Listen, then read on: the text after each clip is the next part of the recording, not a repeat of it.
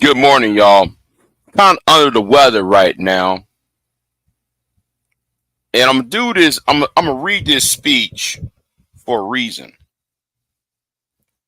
I am not. I am a black man who is a descendant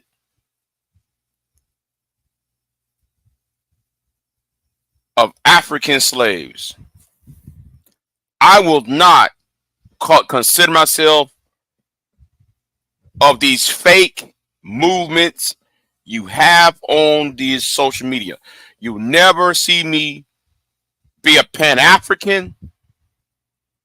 You will never call myself one of these stupid elbow Negroes who pretend to be Indians. There is a reason why I'm going to do this video. Because it's time to put a heart. It's time to dissect and deconstruct these stupid internet talking points. FBA, ADOS, Pan-African. All these little Greek movements, they only exist. And also, I'm also put a fourth movement, the Albo original Negroes. You Negroes, you believe though y'all was Indians. Y'all will never tell the world what language you spoke before the white man got here. Y'all never talk about the customs y'all had before the white man got here. So I don't want to hear nothing. But let me read something real quick. And then, and there's no reason why I'm doing this video. It's to you white conservatives. Right?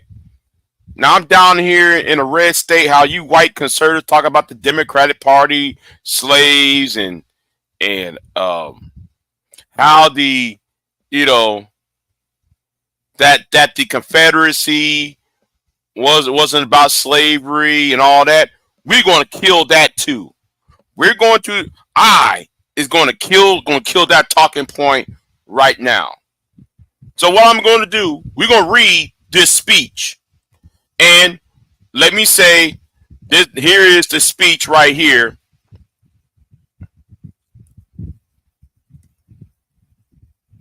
Let me drop this real quick. Let me go ahead and show this real quick. Because we're going to end some of these stupid, lame talking points. These internet talking points that gets on my damn nerves.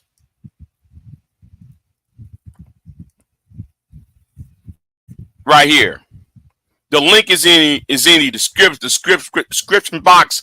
I'm going to read this.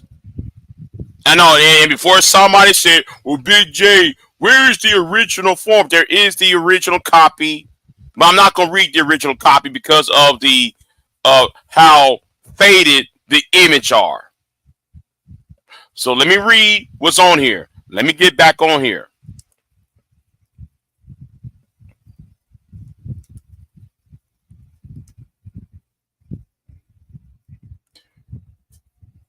This is from Alexander Stevenson. Alexander H. Stevenson, the Vice President of the Confederate States of America, on March 21st, 1861. We are passing through one of the greatest revolutions in the annals of the world. Annals of the world. 7 states within the last 3 months thrown off an old government and now forming new. This revolution has been silently marked up upon this time and by the fact of its being accomplished without the loss of a single drop of blood. This constitution or former government constitutes the subject to which your attention will be partly inviolate. In reference to it, I make this first general remark. It amply secures our ancient rights, franchises, and liberties. All the great principles of the Magna Carta are retained in it. No citizen is deprived of life, liberty, or property, but by the judgment of his peers under the laws of the land.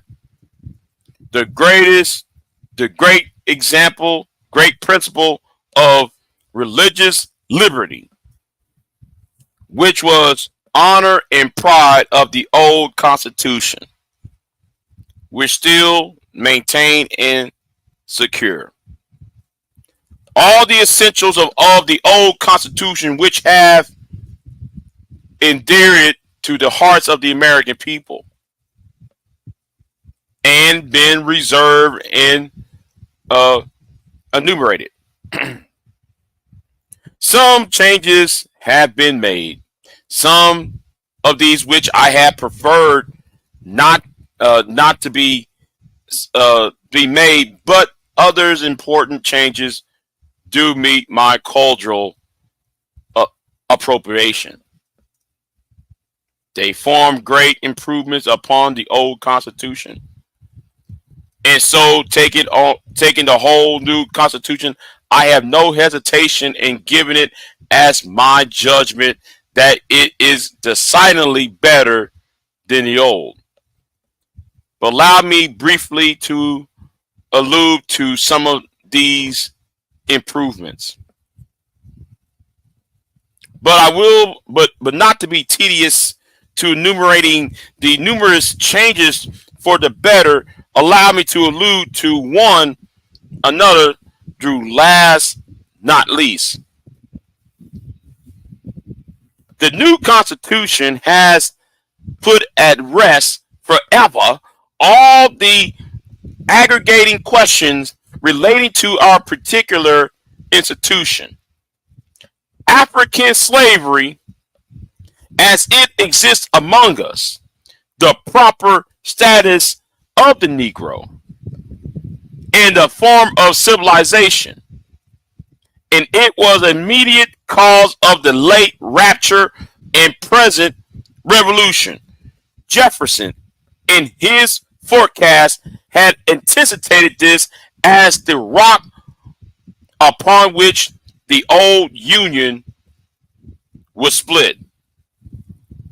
He was right. What was conjectured with him is now a realized fact. But whatever he fully comprehended, the great truth upon which the rock stood and stands may be doubted. The prevailing ideas entertained by him and most of the leading statesmen at the time of the formation of the old Constitution were that the enslavement of the African was in violation of the laws of nature. It was wrong in principle, socially, morally, and politically. It was an evil they knew not well how to deal with. But the general opinion of the men of the day was that somehow or another, in the order of providence, the the institution will be even static and pass away.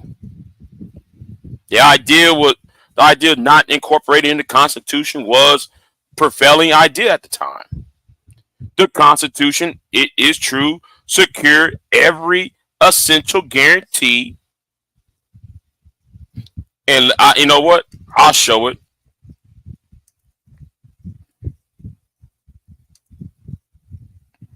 See, I highlight the main point.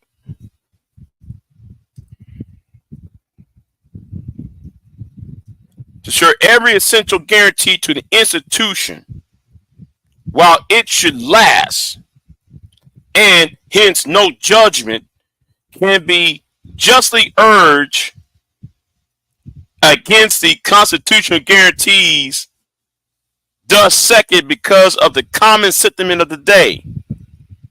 These ideas, however, were fundamentally wrong, and they rested upon the assumption of the equality of races. This was an error.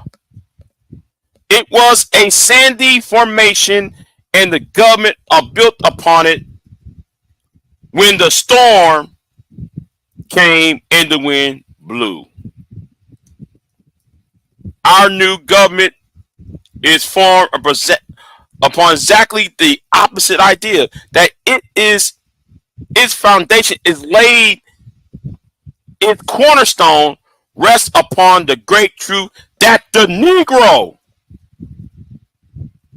is not equal to the white man, that slavery, subordination to the superior race, is his nature and normal condition. Thus, our new government is the first in the history of the world based upon the great physical, psychological, and moral truth that this truth has been slow in the process of its development. And like all other truths in the various departments of science, it has been even amongst us.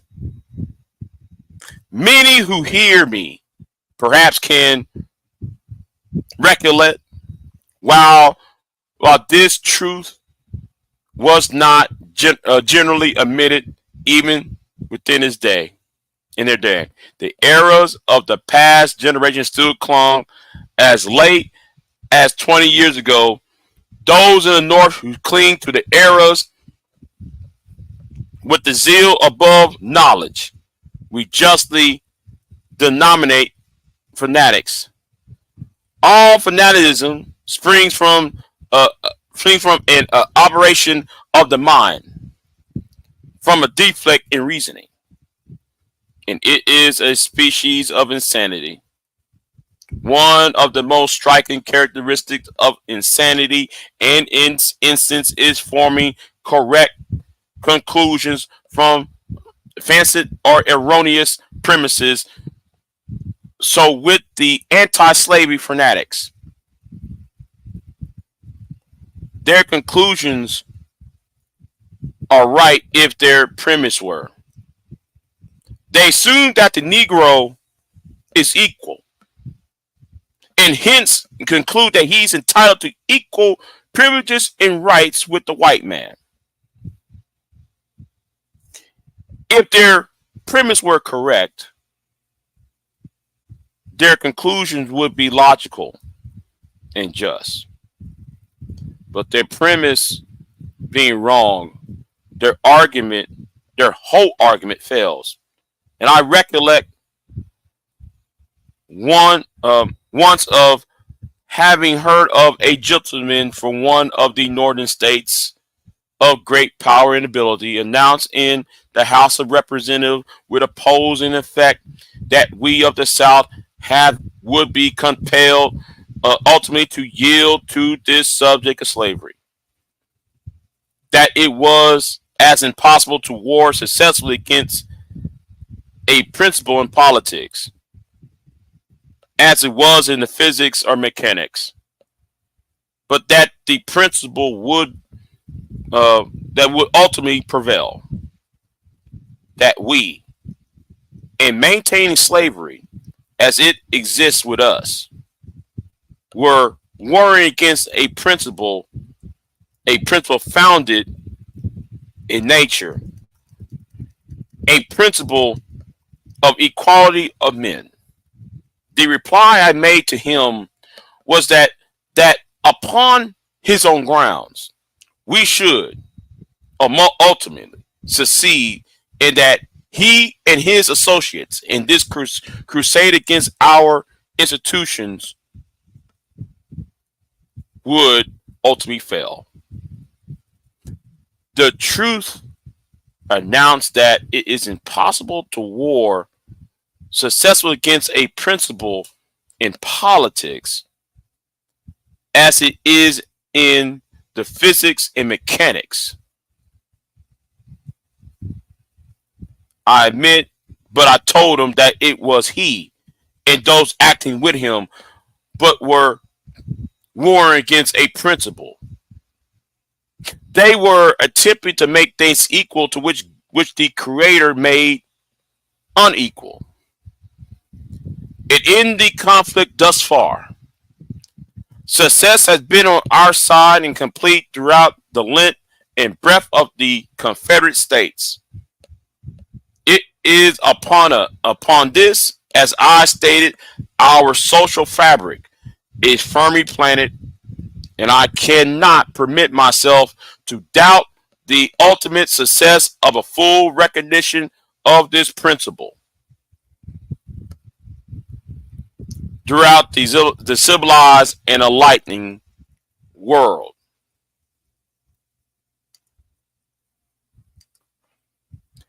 As I stated, the truth of this principle may be slow in development, as all truths are and ever have been in various branches of science. It was so with the principle of Galileo, and so with Adam Smith and his principle of political economy. So was with Harvey and his theory of the circulation of the blood. It is stated that not one single one of the medical profession living in the time of the announcement of the truths made by him omitted them. Now they are universally acknowledged. We not therefore took with the confidence to the ultimate universal acknowledgement of the truths upon which our system rests. It is the first government to ever institute upon the principles in strict conformity to nature, in the ordainment of providence, and in furnishing the materials of human society. Many governments have been founded upon the principle of subordination and serfdom of certain classes of the same race. Such were and are in the violation of the laws of nature. Our system commends no such violation of nature's laws. With us, all of the white race, however high or low, rich or poor, are equal in the eye of the law. Not so with the Negro. Subordination is his place. By nature, by nature, or by the curse against Cain, is fitted for the condition he occupies in our system. The architect in the construction of buildings laid the foundations with proper material, the granite, which comes the brick or the marble. The subterraneum of our society is made of the material fitted by nature for it, and by experience we know what is best, not only for the superior but for the inferior race, that it should be so. It is indeed in conformity in the ordinance of the Creator. It is not for us to inquire in the wisdom of his ordinances or to question them. For his own purposes, he has made one race different from another. And as he made one star different from another star in glory, the great objects of humanity are best attained when they are conformity to his laws and decrees, in the formation of governments of which all things else. Our confederacy is founded upon the principles in strict conformity of these laws. This stone, which was rejected by the first builders, is become the chief of the real cornerstone in our effigy. Not effigy. I read that. Efference. In our efference. I have been asked, what of the future? It has been apprehended by some that we would have arrived against us, the civilized world.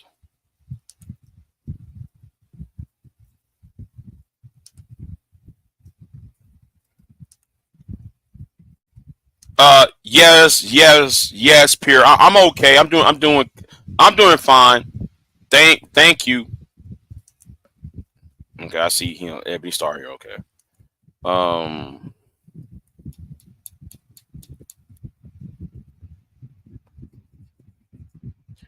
I care not. Let me go back reading this. I care not who or how many they may be against us, when we stand upon the eternal principles of truth.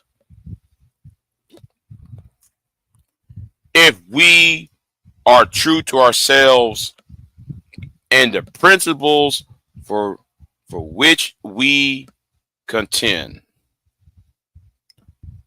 we are obligated to and must triumph. Thousands of people who begin to understand these truths are are not yet completely out of shell. They do not see them in Lenten breath. We hear much of the civilization and the Christianization of the barbarous tribes of Africa. In my judgment, these ends will never be attained, but by first teaching them the lesson taught to Adam, that in the sweat of his brow should eat his bread. Teach them to work and feed and clothe themselves. Now, this is the speech from Alexander Stevenson, the Vice President of the Confederacy. Now, there is a reason why I read this. Okay, there is a reason why I read this. You know,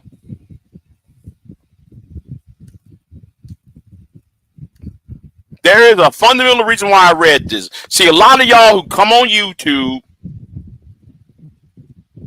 and spread misinformation.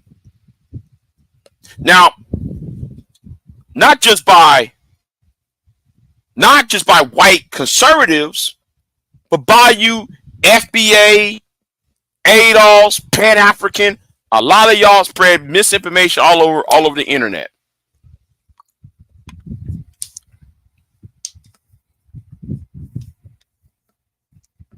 So if y'all care, you know, and yes, I'm going to do a shameless plug. I'm gonna do a little shameless plug right now. Go ahead and donate. If you really want more videos like this, then donate. I'm not going to beg. I'm not here to e-beg. But if y'all really like this, you want more of this, therefore, go ahead and go to buymecoffee.com/Big J and donate. I don't care. I don't care how much you buying.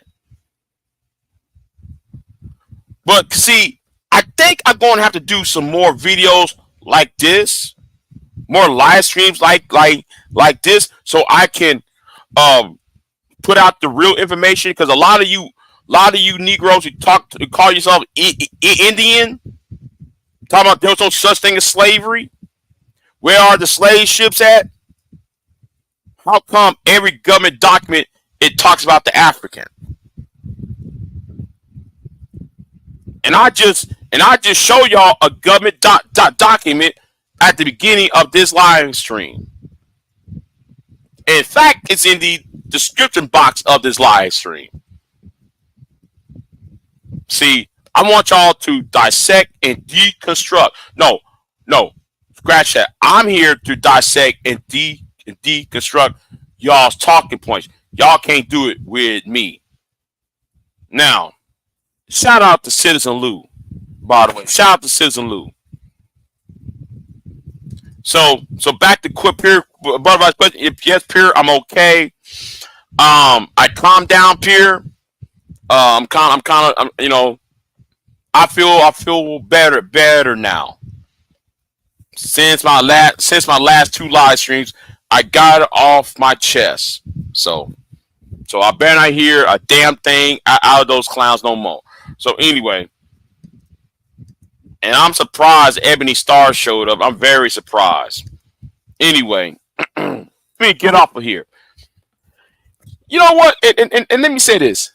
I might have to go ahead and read all of the Confederacy ordinances of recession, of secession, because they talk about black people throughout the entire reason why they are seceding from the Union.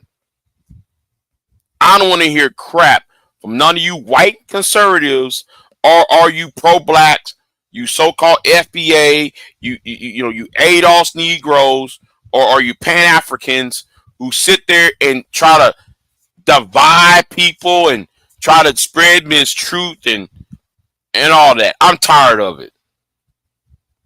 It's time to set the tone.